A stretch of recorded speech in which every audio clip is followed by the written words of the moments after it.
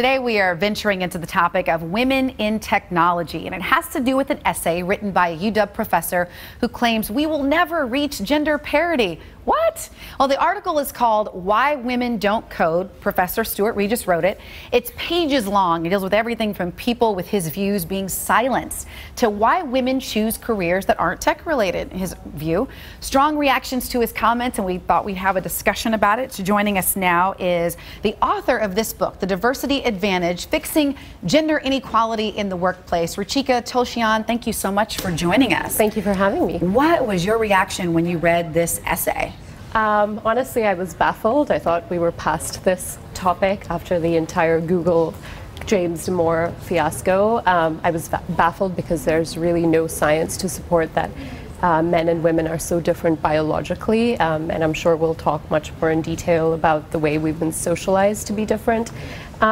And as an educator, I'm also an adjunct at Seattle University. I'm really deeply disappointed. I would be very, very concerned if my professor thought that there were natural aptitude that you need to succeed in this class, and my gender doesn't have that to succeed.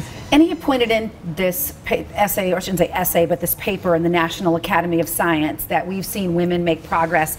Like half of women or half of MDs are women now. We see more women as PhDs, in all kinds of areas except for math. And in this paper, it was that it had to do with different abilities and resources and choices. So he is citing some studies there, but what do you make of that? Well, actually, it was interesting he picked that study, because what that study found is that there are actually some careers that are math related that end up being very inhospitable to women. And actually that study, the 2010 study you refer to, it actually ended concluding that linear career paths are not the only route to success, right?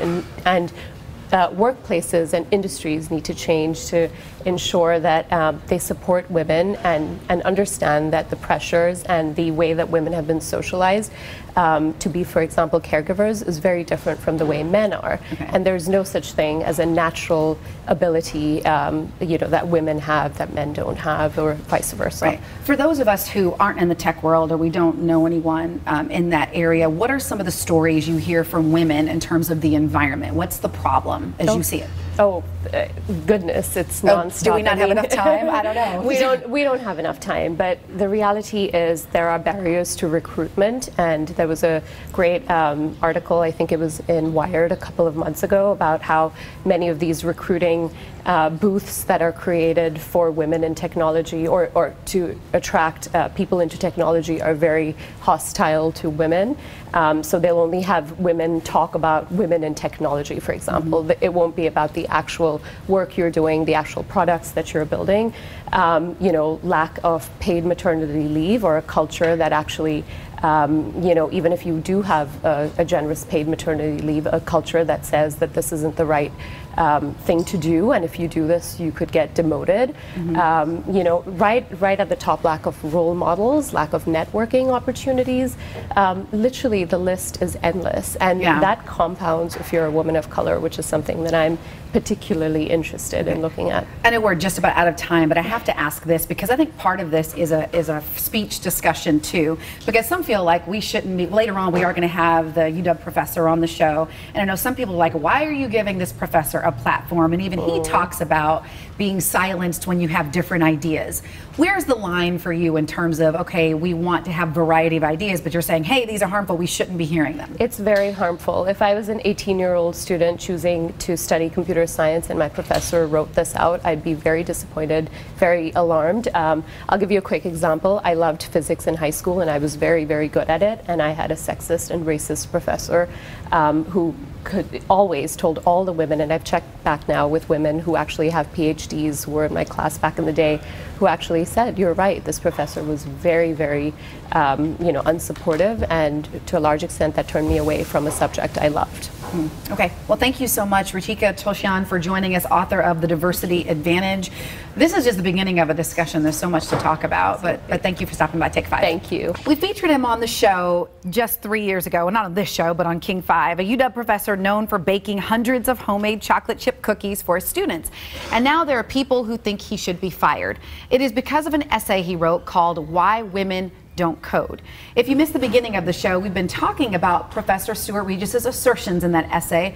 One of them is that we will not make further progress in attracting women to technology, and he says it has less to do with opportunity and more to do with gender differences. So Professor Regis joins us now on the show. Thank you so much for being with us. Thanks for having me. You knew when you wrote this that this would be hurtful to some. That is what I was told, yes. But you don't believe, you don't understand why?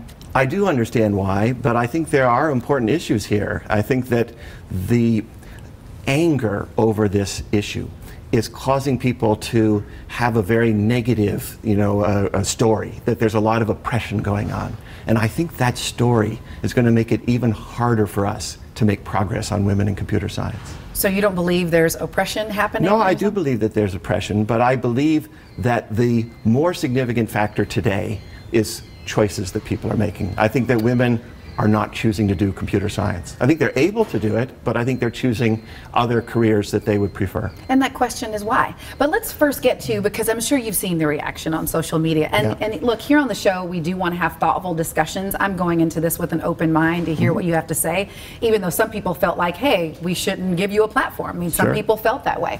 Someone said, I've seen a lot of discussion about this article. I disagree with many points in it, but I am saddened by calls that he stopped teaching. Stuart is a phenomenal instructor and a huge advocate for women's studies. And still trying to process this rambling piece by Stuart Regis on why women don't code. Spoiler, they choose not to. You just said that. I have a nagging feeling there's something fundamentally wrong with this take. Let's go to one more. Okay, so can you please comment on, so it's basically someone asking UW to comment on this and pointing to that women don't want to, and we will never reach gender parity. Sure. So you're saying that we're choosing not to, and the question is why? And your reason why has to do with what? We don't know exactly why. I mentioned several studies that had some interesting theories that people have been looking into. One of them actually is that women have abilities that men don't.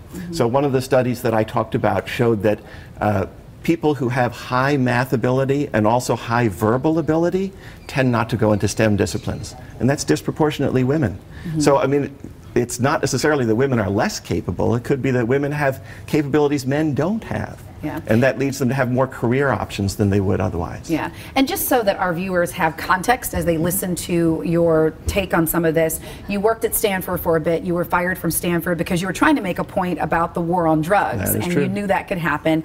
But you also have been known to make big advances in terms of gender diversity at the UW. Tell us just real quickly your achievement in that. It's been a major part of what I've done everywhere that I've been. We've gone from 16% women in our undergraduate major to 30% women. We have over 40% women in our first computer science course. So we've made a lot of progress in trying to get more women to check out computer science, and in our major, but we've kind of stalled at that 30% level.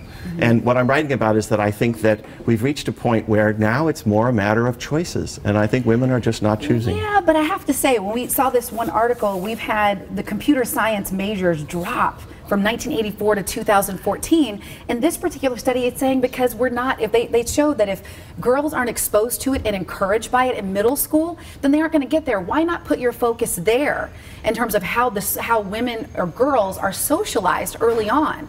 Why not put the focus there as opposed to saying, well, they're just making choices? I mean, we need to look at the why. Oh, no, I agree with you. I think we should. I'd love to do all of those things.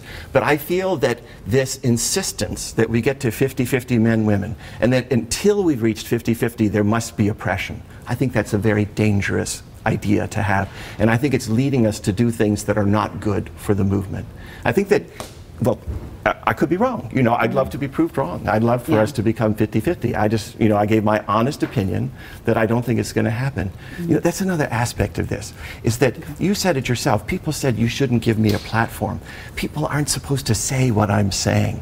That's a dangerous thing when people aren't allowed to discuss something openly. Right. And you know what, in general, I agree with the statement. Yeah. I would just say when when I think about my daughter sitting at home and someone suggests that she may be wired differently and will cause her to make a different choice because she's better in reading, I don't want her to hear that because it may discourage her from pursuing something. But I get your point. And I hate this, we're out of time, but what I want to do is give people an opportunity to certainly read everything that you have to say. So if you text the word code to 206-448-4545, and yeah, we'll send you the essay. So just text the word code to us. And I appreciate you, especially, you know, in light of all the criticism coming on the show, and being willing to talk about this. And yeah, we're not going to silence everyone for sure. So, but we appreciate you lending your voice to it. That's great. Thanks for having me. All right. Have a great night.